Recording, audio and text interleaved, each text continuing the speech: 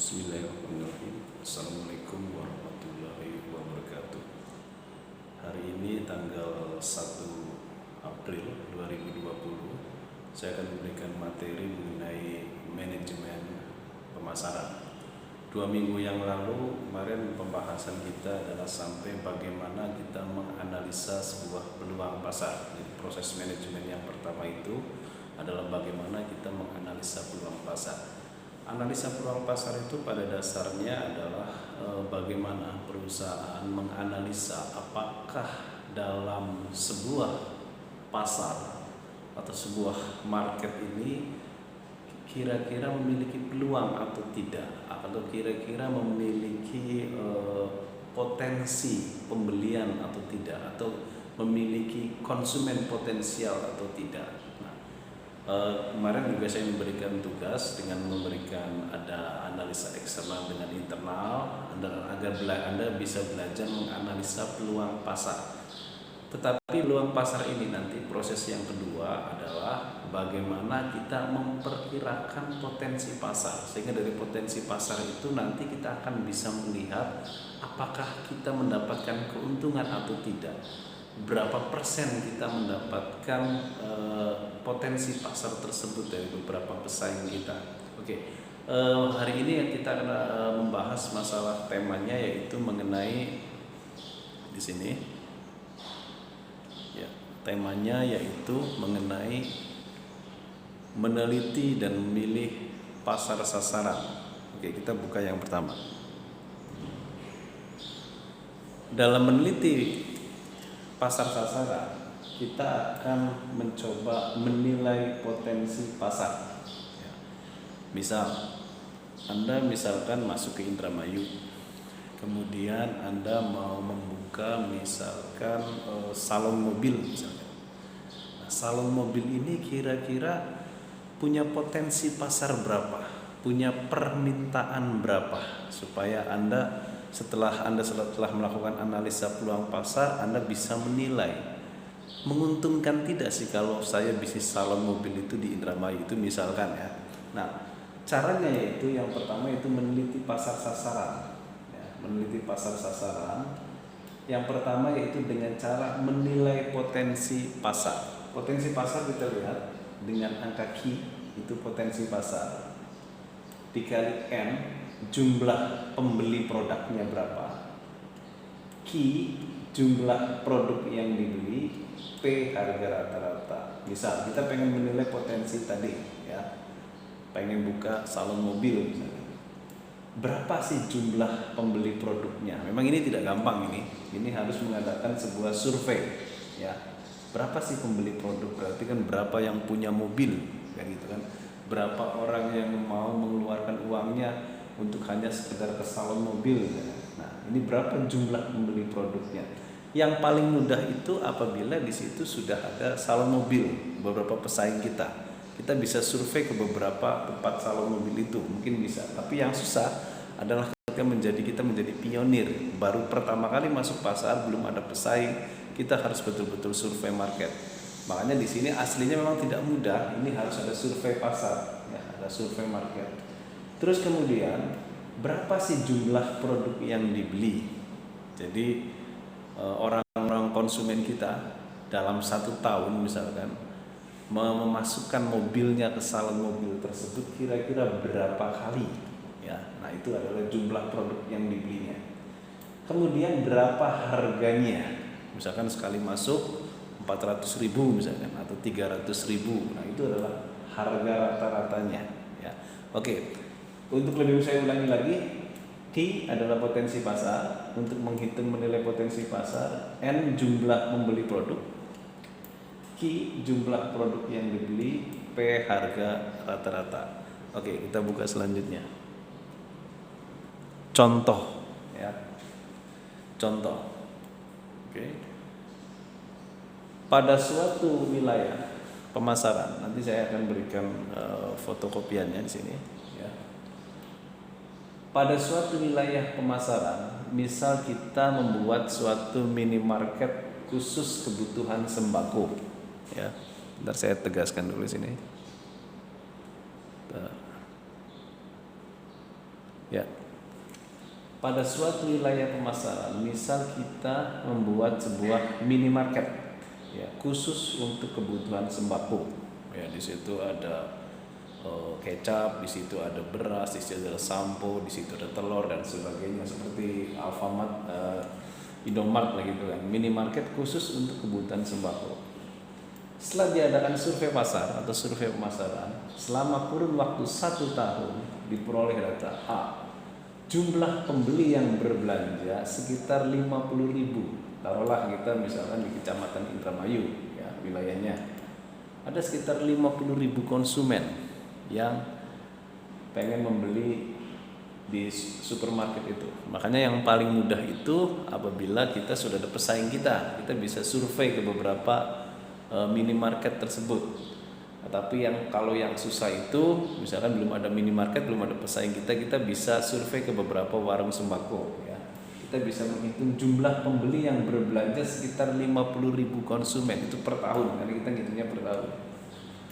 Mereka rata-rata dalam berbelanja selama setahun 12 kali belanja. Taruhlah dia sebulan sekali dia belanja sekalian ya.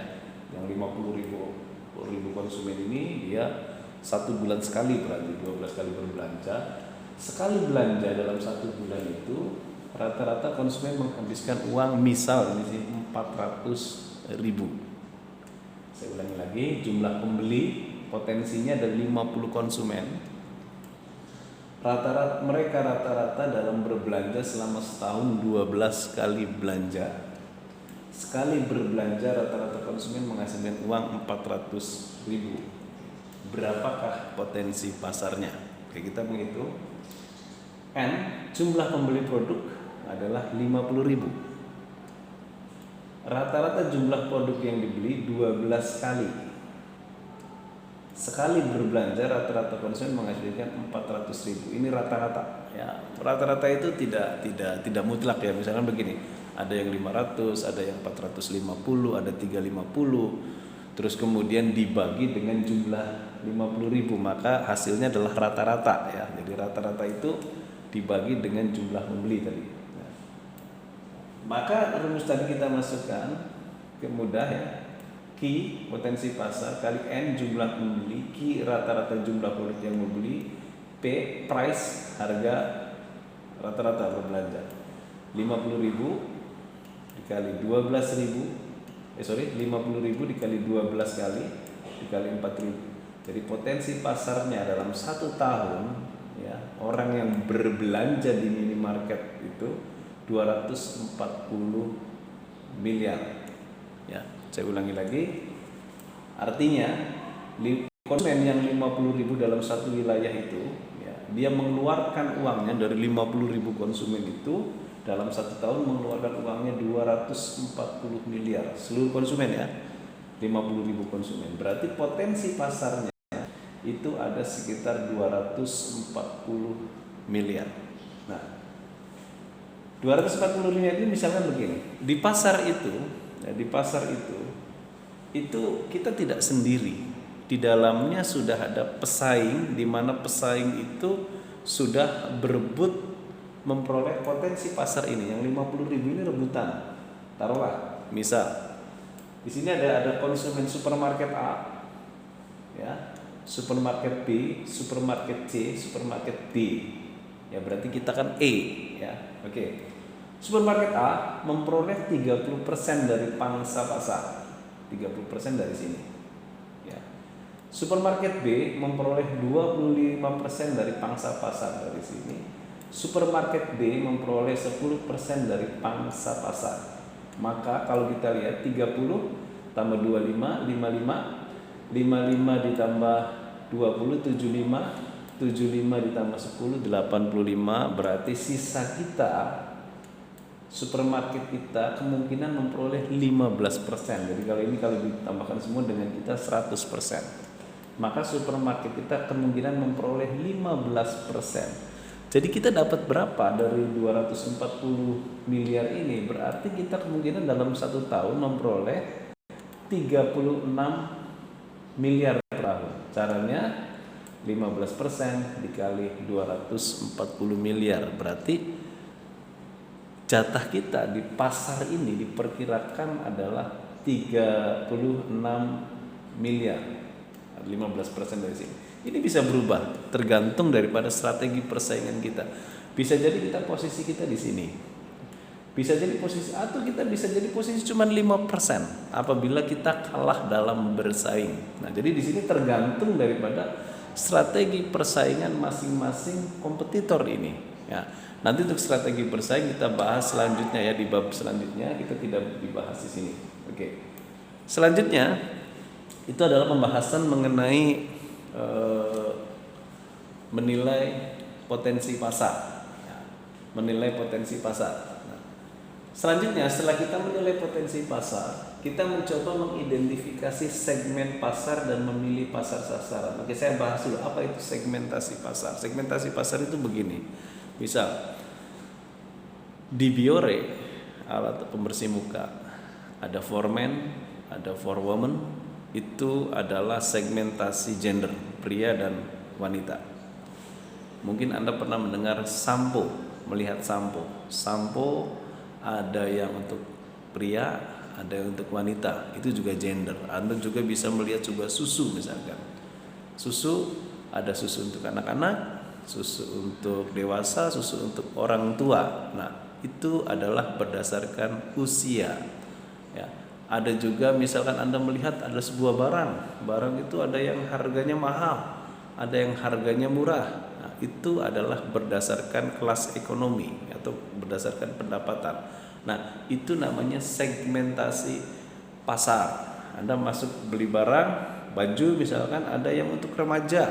Remaja juga kita segmentasi lagi, ada perempuan, ada untuk pria dan sebagainya. Itu namanya segmentasi pasar. Kenapa perlu ada segmentasi pasar? Agar yang pertama kita fokus kemana pasar yang akan kita tuju. Yang kedua adalah agar kita bisa melayani secara efektif target market kita. Yang ketiga adalah kita supaya bisa memenangkan persaingan. Ketika kita fokus pada satu market, ya, kita melayani market itu pasti tidak akan kemana-mana karena kita merasa fokus pada market itu. Nah, di sini bagaimana caranya membuat segmentasi pasar dan memilih pasar sasaran? Yang pertama adalah kita membuat segmentasi. Segmentasi artinya dibagi-bagi, ya, pembagian. Ya. Segmentasi itu yaitu dengan cara identifikasi variabel segmen, ya, identifikasi variabel segmen. Nah, identifikasi variabel segmen ini, contoh, ada identifikasi variabel terdiri variabel geografis. Misal, apakah kita menjual produknya skup kecamatan? Pasar kita, apakah pasar kita skup kabupaten, apakah pasar kita skup provinsi, apa pasar kita skup nasional, apa itu pasar kita dunia. Misal begini, Anda punya minimarket, oh skup saya sekecamatan Indramayu. Mungkin Anda beda kalau Anda memiliki supermarket, mungkin skup Anda adalah kabupaten. Mungkin bisa jadi Anda punya mall, mungkin itu adalah skupnya adalah sewilayah 3 Cirebon.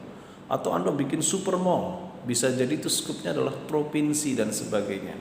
Sama halnya ada produk misalkan Yamaha, itu tingkat internasional, Kentucky Fried Chicken itu tingkat nasional, Apple, Samsung dan sebagainya. Nah, itu namanya variabel geografis, yaitu berdasarkan luas wilayah cakupannya. Yang kedua adalah demografis. Demografis ini luas ya. Demografis itu yang pertama adalah menyangkut gender, ya. Ada produk berdasarkan segmentasi gender seperti ada Biore for men atau for women, itu berdasarkan gender. Yang kedua dalam masih demografi yaitu segmentasi berdasarkan usia, ya. Ada usia bayi, anak-anak, remaja dan sebagainya. Misalkan produk Kasen misalkan. Kasen itu adalah produk yang dikhusus untuk bayi, berarti dia adalah segmentasinya adalah untuk bayi, ya. Nah, ada juga produk untuk anak-anak, produk untuk remaja, produk untuk dewasa, produk untuk orang tua. Nah, itu demografi dari sudut usia. Selanjutnya adalah demografi dari segi tadi usia, gender, kelas ekonomi, ya. Nah, itu kelas ekonomi, ada kelas menengah ke bawah, menengah ke atas, itu demografi. Yang selanjutnya adalah psikografis. Psikografis itu adalah mentalitas pembeli, ya. Kita ada masyarakat tradisional, masyarakat desa, ada masyarakat urban, ya, ada masyarakat praurban. Kalau misalkan kita lihat desa itu berbeda kebutuhannya dengan orang yang kota, ya. Kita bagi ada masyarakat desa atau tradisional, ada pasca tradisional. Pasca tradisional itu orang yang akan menuju ke urban, kemudian masyarakat urban, dan tertinggi adalah masyarakat metropolitan. Ini berbeda mungkin kebutuhannya. Kemudian kelas behavior. Behavior itu adalah perilaku. Ya, konsumen itu macam-macam. Ada konsumen itu yang konsumtif, ada konsumen itu yang fungsional. Konsumtif itu dikit-dikit beli dan sebagainya. Tapi ada juga kelompok masyarakat itu membeli ketika butuhnya saja, berdasarkan fungsional saja. Nah, itu adalah berdasarkan behavior. Ini identifikasi variabel. Nanti setelah kita bisa mengidentifikasi variabel, ya, baru kita mengembangkan segmen yang menguntungkan mana. Jadi dari seluruh variabel Anda sudah bikin, misalkan produk kita Kecamatan Indramayu saja, demografisnya kita usianya dewasa, psikografisnya misalkan masyarakat praurban, behaviornya adalah masyarakat yang konsumtif. Nanti Anda setelah mengidentifikasi variabel, Anda mencari mana segmen yang paling menguntungkan. Saya berikan contoh begini. Mengapa misalkan Kasen lebih suka pada produk bayi? Karena dia lebih menguntungkan mungkin bayi ketimbang dia lari ke segmen dewasa. Misalkan mengapa Dove lebih suka ada sampo, ya, sampo Dove atau sabun, dia lebih suka ke segmen wanita. Mungkin dia ke segmen wanita itu lebih menguntungkan daripada mengambil segmen pria. Nah, itu adalah bagaimana setelah kita identifikasi variabel ketemu, kita mengembangkan segmen yang menguntungkan mana. Setelah kita ketemu segmen yang menguntungkan mana, baru kita ambil pasar sasaran. Taruhlah Dove misalkan, dia ambil pasar sasarannya sebagai wanita. Wanita adalah remaja dan dewasa. Dia tidak mengambil segmen anak-anak. Jadi dia mengambil apa sih daya tarik segmen. Dove itu kelebihannya apa di mata konsumen. Baru di sini dia pemilihan segmen. Nah, untuk supaya bisa kita pasar sasaran itu menguntungkan, ada ukurannya. Yang pertama, measurable, dapat diukur. Dapat diukur itu artinya besarnya itu terukur. Berapa sih jumlah pembeli wanita untuk membeli sabun itu? Substansial, cukup besar, ya, cukup besar. Percuma kita ngambil segmen tapi segmennya kecil, cukup besar, sehingga kan permintaannya potensinya besar. Bisa dilayani, ya, artinya bisa dilayani itu kalau misalkan Anda mampu membuat produk itu untuk segmen wanita, maka Anda harus membuat. Tapi kalau Anda tidak mampu, Anda jangan masuk ke segmen itu. Jadi di sini kemampuan kita, jangan sampai kita melayani sebuah segmen tapi kita tidak mampu untuk melayani segmen tersebut. Diferensiable, dapat dibedakan, ya. Sabun Dove itu harus bisa dibedakan dengan sabun Lux. Sabun Dove itu harus dibedakan dengan sabun lainnya. Nah, itu adalah bisa dibedakan. Oke. Jadi ini adalah penetapan pasar sasaran. Nah, setelah ketemu penetapan pasar sasaran, baru kita positioning. Ya, positioning itu apa? Yaitu kita mengkomunikasikan pasar ke target market. Jadi kita mengkomunikasikan ke target market kita bahwa posisi kita itu di sini. Jadi jangan sampai bertepuk sebelah tangan, ya. Kita misalkan fokusnya ke si A, tapi A tidak menerima kita. Artinya kita fokusnya ke konsumen A, maka konsumen A juga harus mengerti bahwa kita melayani dia. Sehingga di sini harus ada komunikasi posisi target market kita. Jangan sampai kita misalkan contohnya begini. Kita menjual distro misalkan baju untuk remaja laki-laki. Tetapi desain kita, desain distro kita tidak seperti yang diinginkan oleh segmen laki-laki remaja itu. Apa akibatnya? Maka akan sepi. Maka di situ adalah bagaimana caranya kita membuat produk, ya, desainnya yang disukai oleh pasar sasaran kita. Sehingga di sini harus ada komunikasi posisi pasar kita ke target market agar dia tahu bahwa kita sedang melayani mereka, ya. Jadi di sini produk yang kita dikenali oleh target market kita. Maaf, ini dikenali ada dua. Jadi produk kita dikenali oleh target market kita. Maka desain produk kita itu harus disesuaikan dengan apa yang diinginkan, apa yang dibutuhkan. Nah, nanti untuk apa itu komunikasi, nanti ada materi yang lainnya, yaitu yang disebut dengan materi promosi dalam pemasaran. Oke. Jadi mungkin saya ulangi lagi, segmentasi pasar, kita mensegmentasikan dulu, membagi pasar, ya. Kemudian kita menetapkan pasar sasaran kita, posisi kita apa. Jadi kita misal Anda pengen bisnis restoran, siapa variabelnya? Segmennya. Apakah segmen untuk keluarga? Apakah segmennya untuk kaum eksekutif? Apakah segmennya untuk ibu-ibu? Apa segmennya untuk remaja? Kita tetapkan dulu segmennya. Setelah tentang segmen, baru kita milih segmen. Siapa segmennya? Apa restoran itu khusus remaja? Apa restoran khusus ibu-ibu, remaja, keluarga dan sebagainya. Setelah itu baru kita komunikasikan, promosikan kepada mereka bahwa kita sedang melayani mereka. Itu desainnya harus disesuaikan dengan apa yang diinginkan oleh mereka. Nah, jadi intinya hari ini pemasaran itu ada dua topik.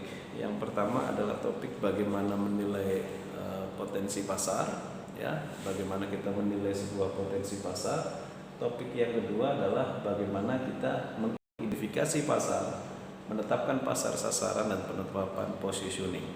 Nanti saya untuk pengganti tugas seperti biasa, saya akan memberikan latihan soal, ya, untuk membahas tadi, yaitu mengenai